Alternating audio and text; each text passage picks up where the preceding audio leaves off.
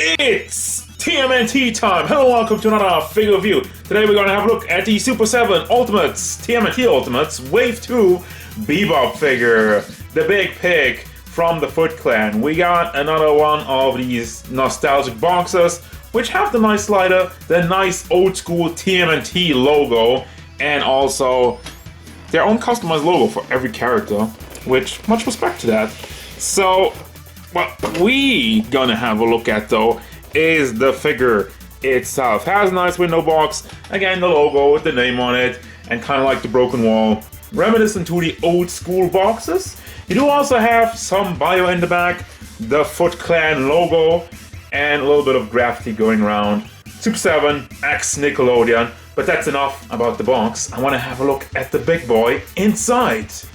Oh, by the way, Happy New Year's! Depending on when I'm uploading this video, it's either New Year's Eve or New Year's Day. So, you know, have fun, stay safe. Let's have a look at this big boy, and oh my god, what a big, beefy warthog he is. I called him a pig earlier, like, excuse me for that. 20.5 centimeters to the top of his mohawk, which means we're standing just a tiny bit over 8 inches tall.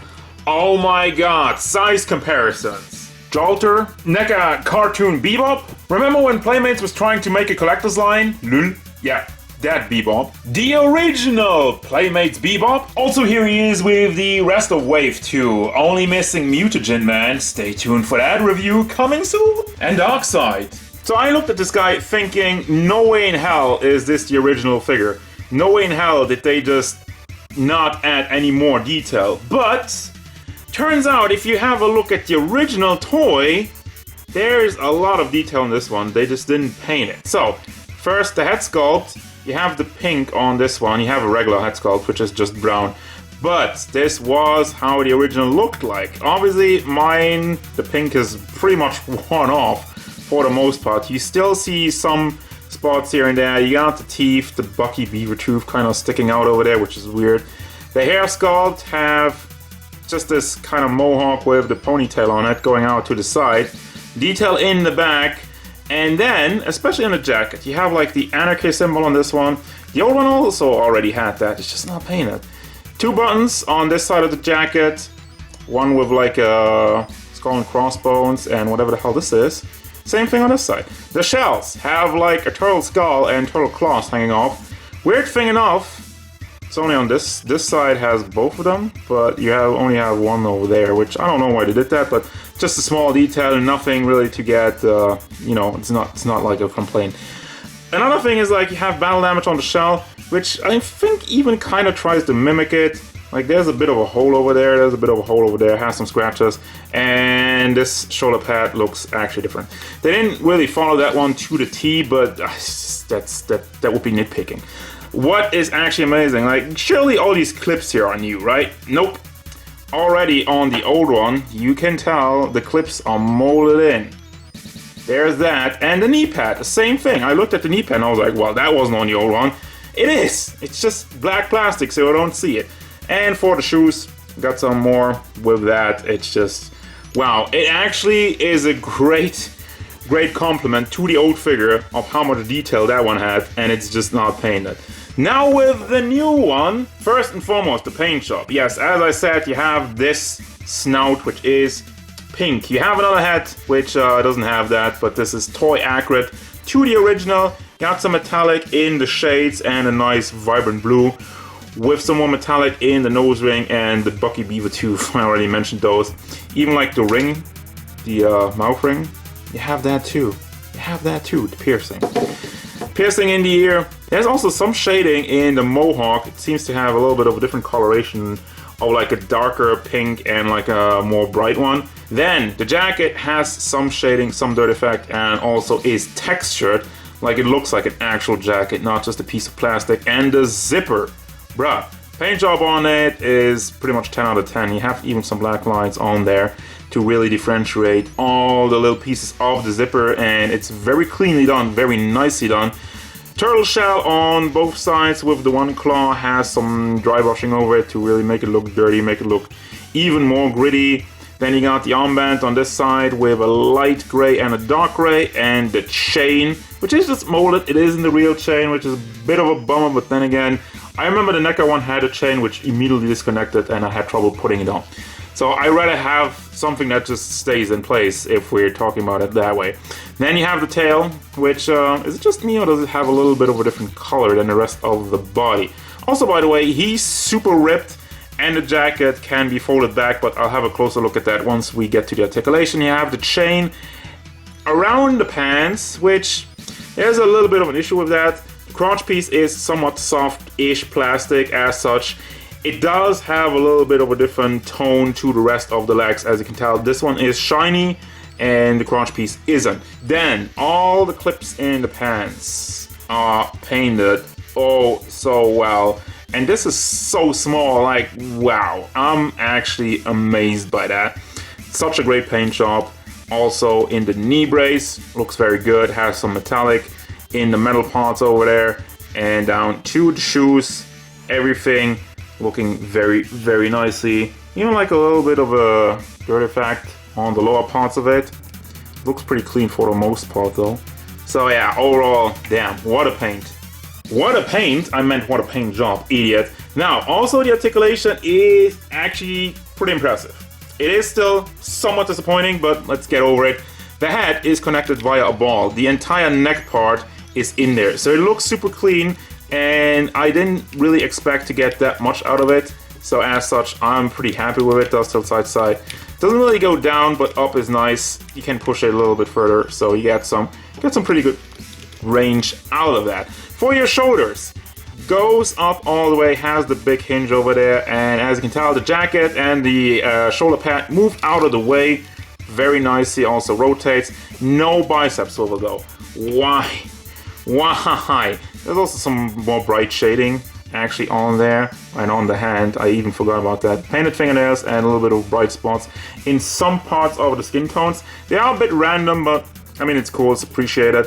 Got the one hinge in the elbow which can rotate. I guess that kind of makes up for the missing bicep swivel. I don't know why they didn't do one though. Big hinge in the hand, moves up, down, rotates all the way, no problem. And as we've had with Super7, there's nothing going on in the entire torso, which is really disappointing. Then we have rotation at the lower part of the torso actually, and no back and forth, same thing. Just put it on a ball and have, there's some wiggle motion I feel like, but not really. So then you have the tail, which is also just on the swivel, not on the ball, but I'm not splitting hairs over that. Then for the legs, actually the ball packs are very nicely hidden on this one. I had problems with that on the Shredder figure, and even the turtles, it sticks out a little bit too much, but yeah, it's nice. Goes forward, goes out to the side, doesn't really go to the back, just a little bit, rotates on there. Then the knee has a simple hinge, which also rotates, can bring that up, and pretty much goes all the way around. It's a little bit wobbly. I wish it was more sturdy. He does hold a pose, but you have a little bit of a noodle-lag issue with the recent releases. Got another swivel over there, which I feel is a bit unnecessary, but okay. Then a big hinge and foot, which this one is really heavy. Goes back, goes forward. That's about as much as I get, and does tilt side to side. That is pretty stiff, and that's good. So it does hold at least that pose for your articulation. Now, for your accessories, it's not a lot. First, we have the changed head, which is just brown. For your collectors, it is the exact same head sculpt, but obviously doesn't have the pink on it. So if you want to have the classic toy version, you can have that one. Or if you want to have the, well, I guess cleaner version, you can have that one. It's up to you to choose. Then we have the weapons rack with all the classic weapons unpainted, just to keep it in there for your collection, just for displaying for nostalgia. And you have his weird kind of drill gun, has a nice paint job, metallic, bright, and the darker gray. Then you have his, well, shield, not really shield, but the top of a trash can, obviously, but that was the thing back in the day. The balls are painted, have some damage on there, which I'm supposed, that is intentional. Wow, couldn't find the words there. And his big knife with some more bright metallic dark handle. It's very basic, all of it, but he comes with all the stuff he needs and some fist hands, and that's really it. And that's gonna bring me to the final thoughts, but a couple of things I want to get out of the way real quick. There's some paint chipping on the pink over here. I mean, that is like the part inside of the body. You will rarely see that even if you really stretch the head all the way up. But it is there, so be careful with that. Don't chip it off too much. It might just rub off over time. And the supposed shield looks so small on the figure. I mean, he's massive, but I feel like they should have done that a little bit bigger. Now, finally, I love this figure. Holy crap. I mean, he's massive. The paint work on it is absolutely freaking fantastic and just really shows off how much more a little bit of paint actually does on a figure, considering all of this was already in the original Playmates one. Obviously, the bat is pretty much the same as it is with all these Super 7 ones. The articulation is severely lacking at the price point. It is okay, you can still get them in a couple of poses. It's not completely limiting, but I just wish it was a little bit better. Also, for this one, I wish he had another set of hands, like pointy fingers or whatever, just to help with the posability. Now, I can forgive that there is a lack of accessories on this one because he's absolutely massive, and considering how big he is, considering how much they went into the paint job, I can forgive that. What does that mean? I recommend this one. Absolutely, I can look over the problems with the articulation, even though it would have been nice if he had it.